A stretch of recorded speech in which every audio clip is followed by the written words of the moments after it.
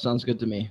It's pretty much what we've already been doing, so it's like not a massive change. 100%.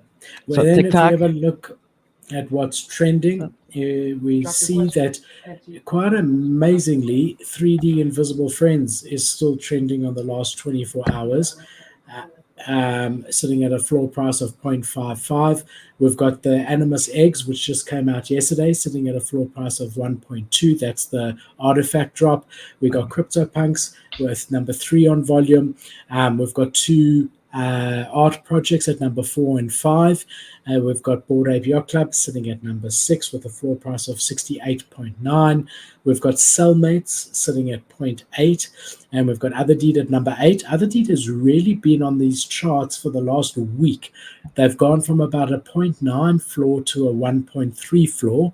Not sure what everyone is so bullish about because I think we're still a long way out.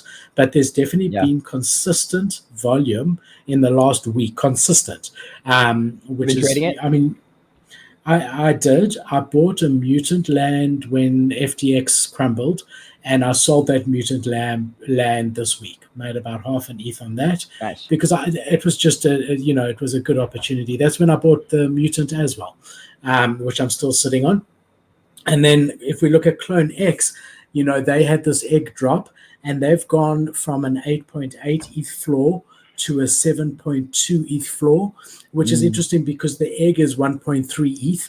And like we say, whenever a collection dilutes, it tends to be the value that drop is, it takes off the main project's price. So even though Clone X has had a lot of different drops, they haven't had a sort of secondary collection. This is their first secondary collection, like the mutants to Bored Apes. They've had the different cipher rooms and stuff like that, but they haven't actually had a secondary collection.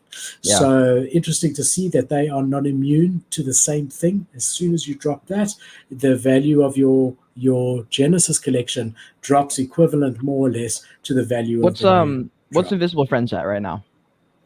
So it's 0.5. So I'm happy I told you 0.55. I'm happy I told you to sell at 0.77. Was that the absolute top? Bro, no. But how can you time the absolute top? Bottom line is it's now at 0.55. But I'm quite interested, Cade, to see that it's still trending number 1, even like 10 days after the drop. Well, it just revealed like yesterday or today. That's a big reason. Okay, I'm with you. That explains that explains the floor price drop as well. Maybe it might come back to that point. I'm still impressed. Yeah. What's interesting, if you look at normal Invisible Friends, they were about 3 ETH.